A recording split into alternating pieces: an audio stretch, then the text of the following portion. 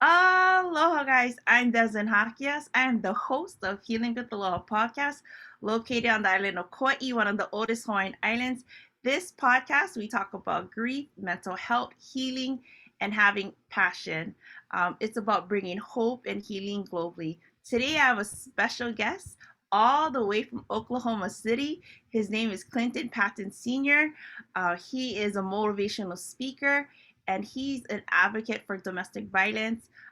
This topic is dear to my heart because I'm a survivor and I'm an advocate, and I desire for each and every one of us to be able to normalize talking about how we are doing with our mental health, our wellness, and to be able to come together so that we can find solutions to bring healing, not just for ourselves, but just for the community and the world. And so, with further ado, guys, this is Clinton. Hi, Clinton. Welcome. Hey, how you doing? Thank you for having me.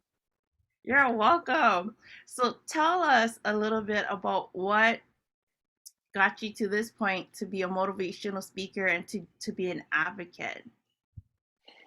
Well, in 2007, my sister was murdered by a boyfriend, and it made me think about the options and what I could do about the situation. And I came to a point in my life where I was either going to plan a murder or I was going to do something to help other families to not have to feel, the pain or the void that I feel on a daily basis. Hmm. Yeah, and that is not something that's easy, to go through. And I think um, your your decision to do what you're doing is crucial, not just for where you are in Oklahoma, but for the people that you're gonna cross paths with that need to know the message that we can all decide how we're gonna respond to unexpected events that break our heart, you know. And so, can you tell everybody what you decided to do since you had two options and you chose to help other people because of your experience with domestic violence? Well, um, through the years of working with people who have been victims of domestic violence and those who have been batters of domestic violence, I noticed that silence perpetuates um, domestic violence. Silence perpetuates several different forms of domestic violence as well. So the me becoming a motivational speaker is to first create awareness for domestic violence and motivate people to do something different, because domestic violence is actually the a choice of life and death. The longer you stay, you know, the more chances, the more at risk you are to even to dying in those type of situations. Yeah, I know when we spoke about this, we were talking about how, when you go through abuse, like verbal abuse, that Hmm. you are premeditated in killing someone's soul, you Hmm. know, and you were saying like it starts young. It starts in our Yes. relationships in the home, and then Hmm. as we get older, then it extends to other relationships. Can you explain to people what you were sharing with me? Well, the one way to begin to end domestic violence is to look at it as a whole, and that means looking at it from a victim standpoint, but also looking at it from a victim standpoint. Mhm. So when children are exposed to domestic violence, they have maybe a couple of options. They are either going to be a victim of domestic violence or they're going to victimize someone of domestic violence. Um, One relationship that we don't really hear a lot about, unless it's in a positive way, maybe, but it is the mother and son relationship. Mm. The mother and son relationship is very, very important in stopping domestic violence in its tracks, because if you have a healthy relationship between a mother and son, then most of the time you'll have a healthy relationship between that son that grows up to be an adult will have healthy relationships with other women. But when the relationship between a son and a mother is negative, There is resentment that happens. There is disappointment. There is depression. There is manipulation. There is deception. Because when a young man feel like he's been hurt by the person that's supposed to love him, it decreases his self-confidence. And then he learns to use violence, whether it's physical or verbal violence, to get his needs met. That means belittling someone to make himself feel good. That means taking from someone to make himself feel adequate. It is a lot of things that transpire in that in the mother-son relationship that can lead to a domestically abusive relationship down the line. In fact, domestic violence relationships are not limited to significant relationships or intimate relationships. They are a part of family relationships as well. It could be a mother and son, a daughter and daddy, or daughter and son, or brother and sister. Those are relationships that perpetuate cycles of domestic violence. And another thing is that domestic violence itself is a trauma bond, meaning kids bond to their parents, mother or father, through trauma when the parents have not had treatment for their childhood trauma. So when a parent does not have treatment for their trauma, then they turn around and create the cycle of trauma, which traumatized people traumatize people. So an example would be whooping your kids. When you whoop your kids, you're teaching them that it's okay to be violent to get people to do what they need them to do, and that they are always right and everybody else is wrong. Yes. They also teach them that you have to have fear in order to have a relationship. So that in itself is not appropriate. Like, you shouldn't have to fear anybody to be in a relationship with them. Even with mothers and daughters. And I know this is not going to be a popular, it's not going to be popular amongst our society, but we spend a lot of time overlooking things that we can do different to make our children give them the best opportunity to succeed in relationships. Relationships is the most important concept on earth.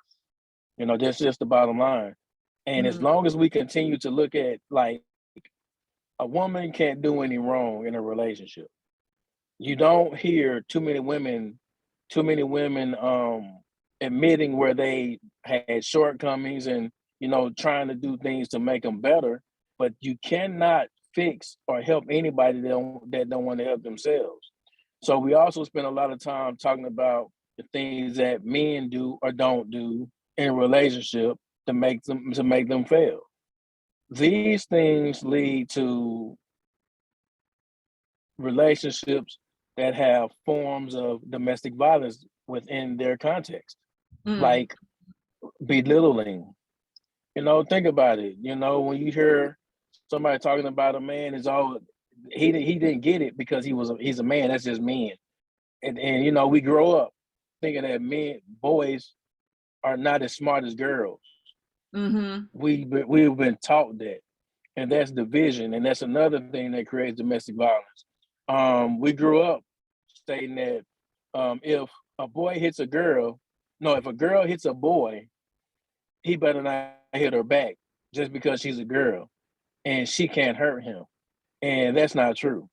Those type of ideations perpetuates cycle of trauma that often lead to domestic violence. These are things that we as a community have to face head on if we're going to build healthy relationships. And it's not about being defensive and, oh, I'm a single parent, so this is what I got to do.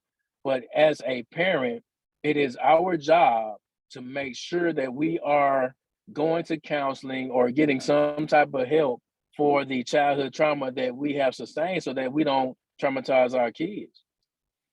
But Yeah, I agree. depending on the how people see themselves. You can't love your kid if you don't love yourself. No matter how many times you tell yourself that or you tell the kid that, because your behaviors and your actions, your behaviors and what you say are going to match up. Example, I could get a whooping, and after that whooping, my mama could tell me that I love you. After a whooping, I never felt love. You know, Mm-hmm. those are the type of things that again create resentment. You know, and we as a community, we are more divided than ever. We are still depending on a system that is designed to divide, to oppress. We're depending on that system to propel us to where? You know, and this goes back to relationships. Mm-hmm. And domestic violence can happen to anybody. It don't matter your race, size, how much money you have. It can happen to anybody. One thing we got to do is we have to start to speak out. We can't make it a taboo subject. It's got to be something that we're talking about so we can get a better understanding on how to stop it. And it's the same thing with sexual abuse. Sexual abuse is perpetuated by silence. Mm-hmm. You don't talk about it because we live in a society that you don't talk about sex. If you talk about sex, then it's a bad thing, or you got to do sex this way because you need to please God, and you know it's so many like rules when all it is we are human, Mm-hmm. and you make us suppress parts of ourselves that are human that we were born with.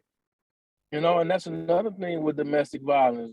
You know, you telling some guys or whatever. We can talk about guys for now, but you're teaching them to suppress their emotions, Mm-hmm. and they suppress their emotions. They get mad about stuff, or they angry about stuff that happened in their own childhood, or and then they use displaced anger because they take it out on somebody who didn't do nothing to them. Mm-hmm. But They you got didn't a do lot of people that. that don't believe. Yeah, like domestic violence is learned. Mm-hmm. It's learned. It's learned within the context of a household.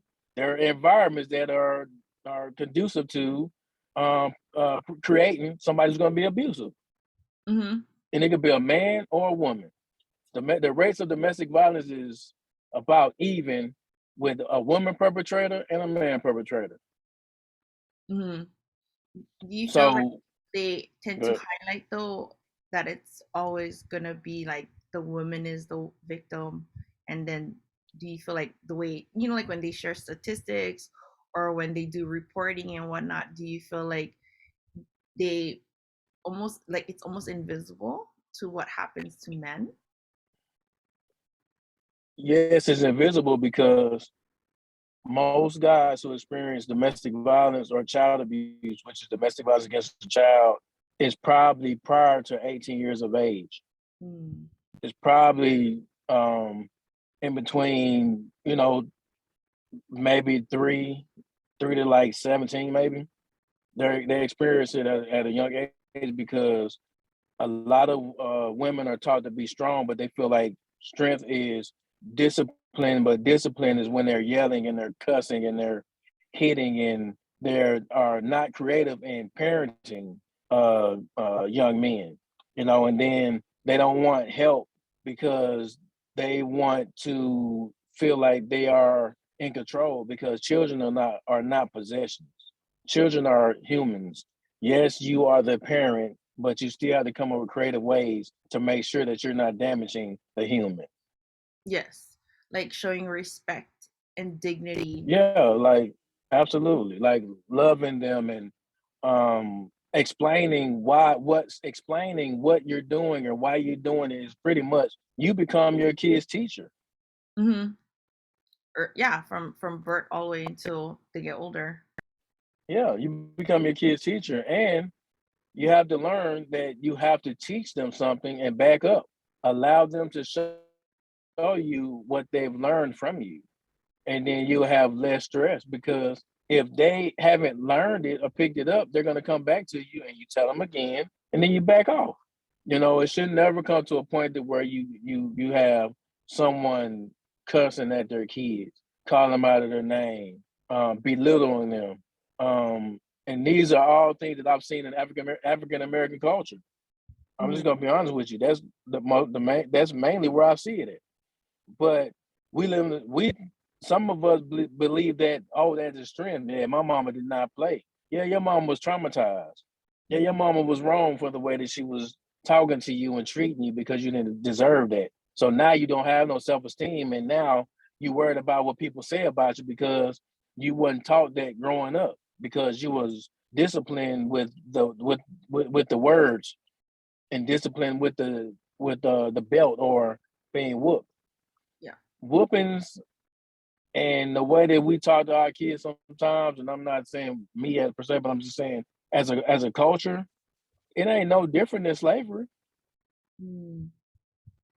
That concept come from slavery. Where did whooping come from? Then they use the Bible, and they use the Bible to which is spiritual abuse. You have people who are victims of domestic violence going to their pastor, asking their pastor what should they do. They're in an abusive relationship. You got some pastors telling them to pray about it, or to honor their husband, pray that he get better. You know what I mean? You have that, but when you have actually experienced somebody to die as a result of domestic violence, you would never ever tell somebody to stay in those relationships under no circumstances. You're not going to think about what God would want you to do, because you already know what God wants you to do. And that's tell people to get out of those situations. And if you get divorced, God going to be mad at you. Oh, why would he be mad just because you choose life? Yeah, your safety. Yeah, why? That's, and relationships of that like that isn't of God anyway. Right.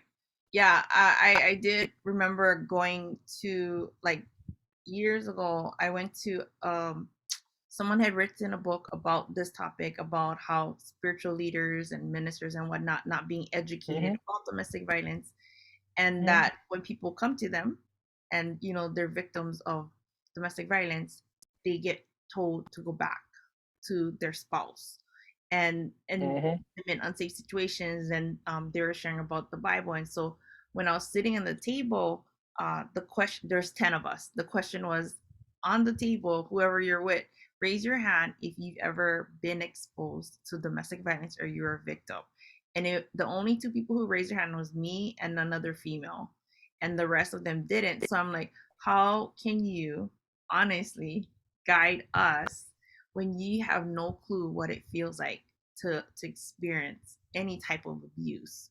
You know what I mean? And you're gonna say, oh, but the Bible says, well, the Bible also says that God says to love your wife how Jesus loves the church. It doesn't say to bring pain upon people. That's love. No, and domestic violence is oppressive too. Very oppressive. And guess what else is oppressive? We can go right back to slavery. It's oppressive. We live in an oppressive society. And the reason that we do things like this is that this is what we've been taught, and we have become comfortable with trauma. See, the reason why people stay in relationships that are abusive is because they become trauma bonded with the abuser prior to the abuse. Because abusers are going to tell you all about their life story and how sad it was and how they were so hurt. And then a helper is going to be like, you know what? I'm going to make him or help him or her to have a better life. I'm going to be that person that they can trust, that they can lean on. But in the whole time, you're traumatizing yourself, because for a person that want to help somebody like that, they have had trauma themselves, and they start to feel sorry for a person who've had trauma. And so that person who've had trauma and the person who both people have had trauma, they become codependent. So now it's like abuse is normal. Yeah, the verbal. He's gonna get better. Yeah, and it's not even verbal. verbal or physical. He's going to get better. I don't like it when you talk to me like that. Well, you shouldn't have did whatever you did, and I wouldn't have said that. And now you find yourself walking on eggshells. Mm-hmm. Now you create anxiety, depression, PTSD, and stuff like that.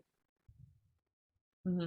You know what, too, though, that doesn't help the situation is when people talk to friends or family or other people and they're like, oh, it's not a big deal, you'll be fine, or oh, that's how it is, and then it's like you start to your conscience is telling you like, kid, this isn't good, I don't feel good, this isn't right. But if you're surrounded by the wrong people, the people who are also um like exposed to domestic violence or trauma and whatnot, and they think it's normal, then it's not gonna help you to get out of it, because they're gonna actually tell you it's not that bad, you're lucky. I mean, I Mm-hmm. say that. You need to stay Yeah, because, but at least he doesn't hit another, you, you know. mm-hmm, yep. Another reason people stay is because of lack of resources. There aren't many resources for victims of domestic violence. Mm-hmm. Lack of transitional housing, not a shelter, but transitional housing. It's not enough for that. Mm-hmm. To be able to walk away and to get Yeah, healed. and not and to turn around, Mm-hmm. to leave. Right. Can you explain to them about your foundation and what your plans are that you guys are working towards for your foundation, because of like the different aspects and why people stay too long, and put themselves at risk. I'm the founder of the Ashley Renae Hamilton Foundation, an organization that I founded in my sister's name, and we provide resources for victims, witnesses, and survivors of domestic violence. Our long-term goal is to build a transitional apartment building for those who need to leave those situations, and make sure that we have every entity in that building that they would need so they don't have to go back. Example would be like a urgent care, or um, a law office, or a counseling agency, just the things that they would need, under one roof so they can get on their feet, regain autonomy, and live in a peaceful, live in a society within, live in a society with peace and within relationships, and creating a sense of empowerment. Hmm. And I think that's key. I know we were talking about like we have to work collaboratively. For us, Yeah, a relationship, it comes down to respect and peace. And yeah, a lot of times we throw the word love around so easily, but then we yeah, don't realize that you, you need to have peace in a relationship. To have a healthy relationship, there needs to be a sense of respect and peace, that I'm not going to force you to do what I want, when I want, how I want, for me to be able to be in a relationship with you. Like, it's yeah, not, and being able to have your voice and to have your power to stand in that. And a lot of it is we weren't taught to. Like you said, it comes back to our foundation in our relationships. But what do you think is one thing we can do, though, to start today? If someone's listening or watching this, what is one tip or two tips that you would suggest they do to make a step forward? If there's anybody who is currently in a situation like that, I am the brother of somebody who was murdered as a result of domestic violence. And if what I would say to my sister now is that I wish she would have allowed us to help. I wish she would have said something. I wish she would have um, allowed us to help her to get out of that situation, even if it means moving her out of state. Um, so if you are going through something like that, please think about your family. Your family is going to be the ones that's going to be left to pick up the pieces. Nobody wants anything to happen to you. They love you. And the person that is abusing you does not love you at all. He or she doesn't love themselves. And this goes to men too. Um, There's a domestic violence hotline is 1-800-799-SAFE. That's 1-800-799-SAFE. Call them. They have resources as well. If you're whatever state you're in, go to your local domestic violence agencies. It's just going to take courage, but just remember that nobody wants you to die. Nobody would ever agree with you being abused because you are worthy of love and you are enough. If you are experiencing something like if you're experiencing domestic violence, I'm going to ask you to please leave.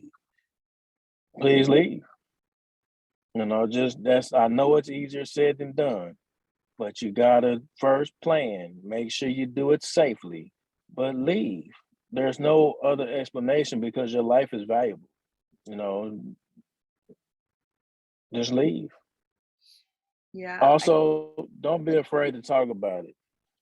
Talk about it. You may not need to talk about it with your family and friends because they don't understand you, but I understand you. So if you need any type of motivation or anything like that, you can find me on Facebook at Clinton Patton, on Facebook or Instagram, Clinton Speaks. You're not by yourself. You're not alone. Yeah. Also, last but not least, if you don't remember anything else, remember this. Love doesn't hurt. Yeah. And I totally agree with that. And I really appreciate you taking the time to let people know that love doesn't hurt and that love involves peace and it involves respect and it involves personal growth and the desire to see the other person better themselves. That it's a team. Absolutely. It's about being a team that wants Yep. to work together. And I really thank you so much for the time that you spent with me and just educating people about domestic violence and just that we are all valuable and that our Yep. self-worth doesn't have to come from someone loving us but really loving ourselves. And so thank you so much. Is there anything else you want to share before Um, no, I think we got it all. They can just find me on Facebook, Instagram, and TikTok um, and TikTok. Yep. Follow and me on TikTok. YouTube and YouTube. I got a couple of videos and YouTube and be on the lookout. I've had Oh, I can you created a share with journal them your event for coming up in March? also March the 20th. I have it's called Let's Heal Vision Board and Trauma Release Party. We will be doing vision boards and we will be releasing the trauma that we have had during childhood. We're going to have a comedian, music, entertainment. It's going to be great. It's here in Oklahoma City. It's about $45 to register. So if there's anybody that's here, would like to register, I don't really care where you're from. Just come on and get this healed. Let's heal. Well, thank you so much, everybody, for joining us. Subscribe to Healing with Aloha on YouTube, Instagram, and on this platform that you're listening on. And thank you guys. Have a great day. Aloha. Aloha.